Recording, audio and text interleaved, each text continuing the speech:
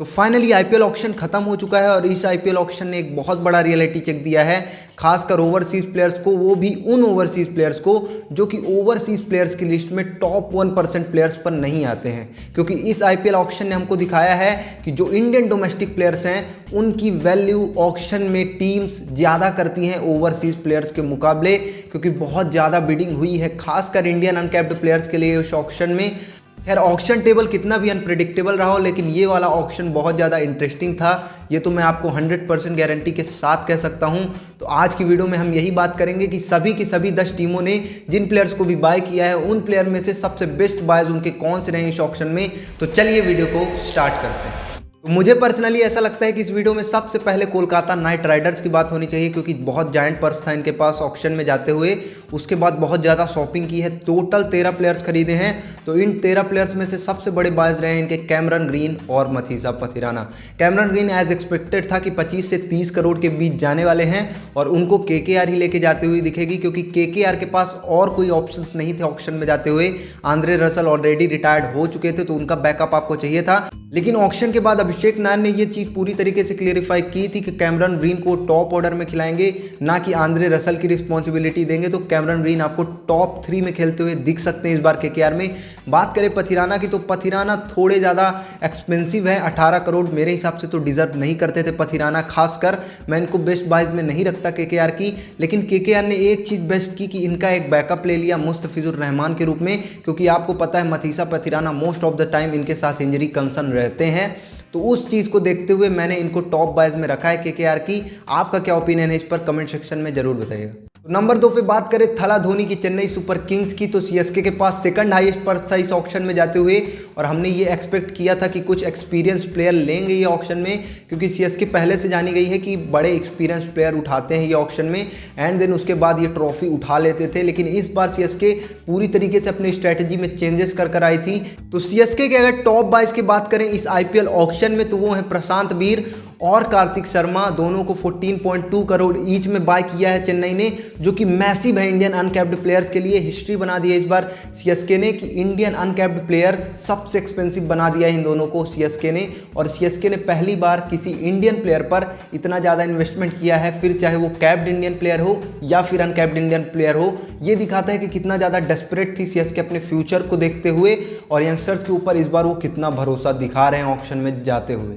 बात करें अगर प्रशांत वीर की, तो प्रशांत वीर आते हैं उत्तर प्रदेश से और ये लाइक टू लाइक रिप्लेसमेंट है रविंद्र जडेजा की, क्योंकि रविंद्र जडेजा को पिछले साल रिलीज कर दिया था सीएसके ने, तो उनका एक बैकअप चाहिए था और ये left arm spin bowling allrounder हैं, तो ये पूरी तरीके से एक लाइक टू लाइक रिप्लेसमेंट हो जाते हैं रविंद्र जडेजा के। इसी को देखते हुए यहाँ पे सीएसके ने इन पर इन्वेस्ट किया है एज अ फ्यूचर। और उसके बाद बात करें कार्तिक शर्मा की, तो कार्तिक शर्मा आते हैं राजस्थान से, एक विकेट कीपर बैट्समैन है, लोअर डाउन दी ऑर्डर आके अच्छे खासे छक्के मारने के लिए जाने जाते हैं। ये बहुत ज़्यादा नाम है इनका डोमेस्टिक क्रिकेट में, खासकर एक पिंच हिटर है, पावर हिटर है। तो एमएस धोनी के साथ इनका जो कॉम्बिनेशन है बहुत अच्छा बनने वाला है इस बार सीएसके में। तो यही है सीएसके के top 2 picks, Prashant Veer and Kartik Sharma. तो बात करें अगर अपनी नंबर 3 टीम की, तो वो है पंजाब किंग्स। पंजाब किंग्स को इस ऑक्शन में ज़्यादा कुछ करना नहीं था, जॉस इंग्लिश को रिलीज़ कर दिया था तो उनका एक रिप्लेसमेंट चाहिए था। आपके पास मार्को यानसन ऑलरेडी बॉलिंग में है, मार्कस स्टोइनिस है, तो उनके थोड़ा बॉलिंग में पेस बैकअप चाहिए था ओवरसीज़ के लिए। तो बहुत अच्छी तरीके से इस बार ऑक्शन को यूटिलाइज़ किया है यहाँ पे पंजाब किंग्स ने। और इनके टॉप 2 बाइज अगर मेरे को करने हो तो वो होंगे कॉपर कुनली और एक होंगे बेन डॉर्सियस। दोनों ऑस्ट्रेलिया से आते हैं। कॉपर कुनली को 3 करोड़ दिया है, बेन डॉर्सियस को 4.5 करोड़ में यहाँ पे बाय किया है यहाँ पे ऑक्शन में जाते हुए पंजाब किंग्स ने। कॉपर कुनली एक बेस्ट ऑलराउंडर है, स्पिन बॉलिंग ऑलराउंडर है, जो कि लोअर डाउन दी ऑर्डर आके आपके लिए बैटिंग कर सकते हैं। तो यहाँ पे जॉस इंग्लिश की जगह आप इनको भी खिला सकते हैं, क्योंकि आपके पास ऑलरेडी एक विकेट कीपर बैट्समैन है इंडियन, और ऊपर से आपने बेन डॉर्सियस ले लिए हैं ऑस्ट्रेलिया के, तो ये अच्छी 140-150 की स्पीड क्लॉक कर जाते हैं। तो एक अच्छा बैकअप हो जाएंगे आपके पेस अटैक के। तो ये one of the best option कह सकते हैं हम पीबी केस के लिए, क्योंकि इनको ज़्यादा कुछ तो चाहिए ही नहीं था ऑप्शन में और जो चाहिए था वो इनको पूरी तरीके से इस ऑप्शन में मिला है। तो इस लिस्ट में नंबर 4 पर रहेगी Lucknow super giants. Lucknow super giants ने टोटल 6 प्लेयर्स बाय किए हैं, लेकिन इनका मोस्ट शॉकिंग बाय जो था वो थे जॉस इंग्लिश 8 करोड़ में, क्योंकि सिर्फ 4 मैचेस के लिए ये अवेलेबल रहने वाले हैं आईपीएल 2026 में जाते हुए। तो वो किस तरीके से लखनऊ सुपर जायंट्स ने इन पर इन्वेस्टमेंट की है वो सेंस नहीं बनाता है। ऑक्शन के बाद संजीव गोयनका साहब ने इसको पूरी तरीके से सेलिब्रेट किया था कि हम एक स्पिन बॉलिंग ऑलराउंडर के लिए 10 करोड़ लेकर आए थे और एक फास्ट बॉलर के लिए 10 करोड़ लेकर आए थे ऑक्शन में, लेकिन जो इनके बेस्ट बाइज थे वो दोनों इनको 2 करोड़ के बेस्ट प्राइस में मिल गए थे। जी मैं बात कर रहा हूँ एनरिक नोकिया की। ये मथीसा पथिराना के पीछे 18 करोड़ तक गए थे लेकिन वो इनको मिले नहीं, लेकिन उसके बाद इनको मिल गए एनरिक नोकिया सिर्फ 2 करोड़ की बेस्ट प्राइस में, जो कि इनकी बेस्ट बाय है। उसके बाद बनिंदु हसरंगा एक लेग स्पिनर इनको मिल गए ओनली 2 करोड़ में। तो उसके बाद इनके पास ऑप्शन नहीं था कुछ भी बाय कर लें। जॉस इंग्लिश का तब भी बाय हमको सेंस नहीं बनाता है, लेकिन इनके 2 जो बेस्ट बायज हैं वो बनिंदु हसरंगा और एनरिक नोकिया होंगे विदाउट एनी डाउट। बात करें अगर अगली टीम की तो वो है गुजरात टाइटंस। गुजरात टाइटंस को एक मिडिल ऑर्डर में अच्छा बैट्समैन चाहिए था, क्योंकि सरफेन रदरफोर्ड को भी आपने ट्रेड कर दिया था मुंबई के साथ, तो एक फिनिशर ऑप्शन चाहिए था। तो इन्होंने टोटल 5 प्लेयर्स खरीदे इस ऑक्शन में जाते हुए, और सबसे बड़ी बाइज रहेगी इनकी जेसन होल्डर की, जो कि इनको 7 करोड़ में मिले हैं ऑक्शन में जाते हुए। एक्सपीरियंस की तरफ गए हैं क्योंकि कैरेबियन प्रीमियर लीग में जेसन होल्डर ने अच्छी बॉलिंग की थी, अच्छी बैटिंग भी की है, तो हो सकता है ये एक्सपीरियंस की तरफ जाते हुए टिपिकल जीटी थिंग हमको देखने को मिल रही है, क्योंकि ऑलवेज वो एक्सपीरियंस पे ही इन्वेस्ट करते हैं। उसके बाद एक यंगस्टर बहुत इंटरेस्टिंग है, इनका सेकंड बेस्ट बाय हो सकता है वो, मैं बात कर रहा हूँ अशोक शर्मा की। इंडियन पेसर हैं, 140 की स्पीड से लगातार बॉलिंग कर सकते हैं कंसिस्टेंसी के साथ, और इस सैयद मुश्ताक अली ट्रॉफी में टोटल 10 मैचेस में 22 विकेट लिए हैं, जो कि बहुत ज़्यादा इंप्रेसिव है अशोक शर्मा की तरफ से परफॉर्मेंस। तो ये प्लेयर आपको वॉच आउट करना है पूरे आईपीएल 2026 में, और ये one of the best buy साबित हो सकती है गुजरात टाइटंस की इस ऑक्शन में जाते हुए। इस लिस्ट में नंबर 6 पर है सनराइजर्स हैदराबाद। इन्होंने टोटल 10 प्लेयर खरीदे हैं, लेकिन इनकी बेस्ट बाइज रहे हैं Liam Livingstone and Jack Edwards, जो कि ऑस्ट्रेलिया से आते हैं जैक एडवर्ड्स। लियाम लिविंगस्टन को इन्होंने 13 करोड़ में खरीदा है, एक स्पिन बॉलिंग ऑलराउंडर हो जाएंगे, जो कि आपको नीतीश कुमार रेड्डी के बाद नंबर 6 पे आकर अच्छी खासी बैटिंग डेप्थ भी प्रदान करेंगे सनराइजर्स हैदराबाद को, जो कि इनकी पसंदीदा चीज़ रही है ऑक्शन में जाते हुए, क्योंकि इनको पता है कि अगर हम 300 से 350 अपने होम ग्राउंड में बना लेते हैं तो बहुत ज़्यादा एडवांटेज मिलेगा इनको। उसके बाद इन्होंने जैक एडवर्ड्स, ऑस्ट्रेलिया के एक ऑलराउंडर, कैमरन ग्रीन के कह सकते हैं लाइक टू लाइक रिप्लेसमेंट हो सकते हैं, क्योंकि कैमरन ग्रीन तो इनको मिल नहीं सकते थे। तो उसके बाद एक अच्छा अंडररेटेड ऑलराउंडर उठाया इन्होंने ऑक्शन में जाते हुए, और उसके बाद एक अनकैप्ड इंडियन सलील अरोरा एट 1.5 करोड़। अच्छे मिडिल ऑर्डर बैट्समैन है, मिडिल ऑर्डर में आके बहुत अच्छी बैटिंग कर सकते हैं यहाँ पे सनराइजर्स हैदराबाद के लिए। तो यही 3 प्लेयर्स हैं जो कि सनराइजर्स हैदराबाद के टॉप 3 बाइज में आते हैं मेरे हिसाब से।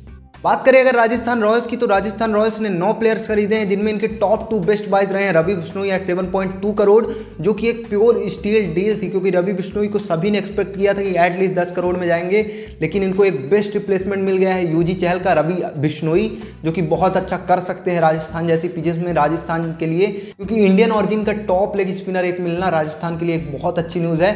और उसके बाद इन्होंने एडम मिल्न को भी खरीद लिया 2.4 करोड़ में, जो कि एक अच्छा बैकअप हो सकते हैं जोफ्रा आर्चर को, जो कि इंजरी कंसर्न रहते हैं उनके साथ। नांद्रे बरकर के भी अच्छे खासे बैकअप हो सकते हैं एडम मिल।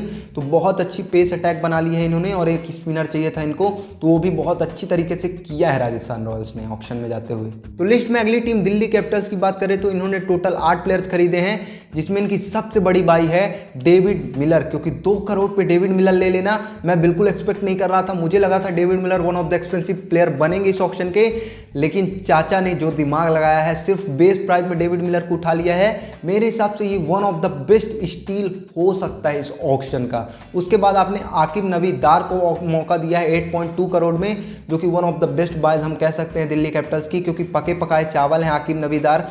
बहुत टाइम से डोमेस्टिक क्रिकेट में परफॉर्मेंस करते हुए आए हैं।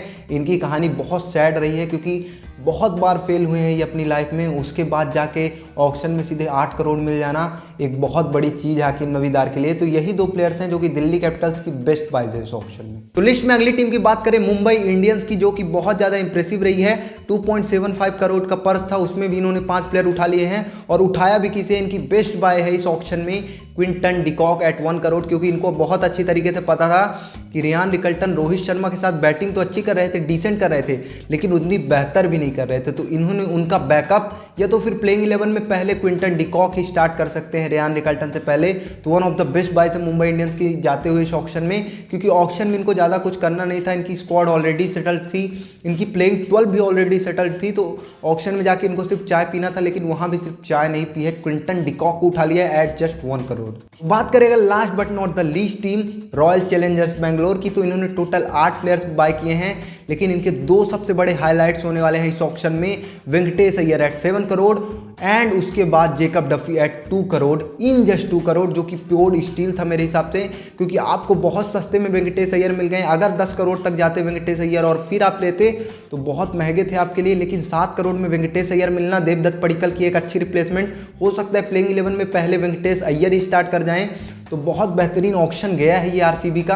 खासकर मैं ज़्यादा इंप्रेसिव हुआ था तब जब आपने जेकब डफी को उठाया था at just 2 crore. Josh Hazlewood के एक बहुत अच्छे बैकअप हैं। और अगर बात करें एक अनकैप्ड प्लेयर की, तो वो हो जाएंगे मंगेश यादव एट 5.2 करोड़। एमपी टी20 लीग के हाईएस्ट विकेट टेकर बॉलर रहे हैं, मैन ऑफ द सीरीज रहे हैं पूरे एमपी टी20 लीग में। तो रजत पाटीदार को बहुत अच्छी तरीके से पता था, एक लेफ्ट आर्म पेसर है, यश दयाल के अच्छे बैकअप हो जाएंगे, बहुत अच्छी यॉर्कर स्नेल करते हैं। तो मेरे हिसाब से अगर किसी टीम का ऑक्शन बहुत अच्छा गया है इस बार, तो एमआई और आरसीबी ही होंगे, क्योंकि इनको ज़्यादा कुछ चाहिए नहीं था, उसमें भी इन्होंने बहुत अच्छी डील्स की हैं इस ऑक्शन में। तो यही थी सभी 10 टीमों के बेस्ट बायज इस ऑक्शन में जाते हुए। आपका इस पर क्या ओपिनियन है कमेंट सेक्शन में जरूर बताइएगा। मेरे चैनल को सब्सक्राइब भी कर लीजिएगा और वीडियो को लाइक और शेयर भी कर देना। और हाँ, अब तक वीडियो देखने के लिए थैंक यू सो मच।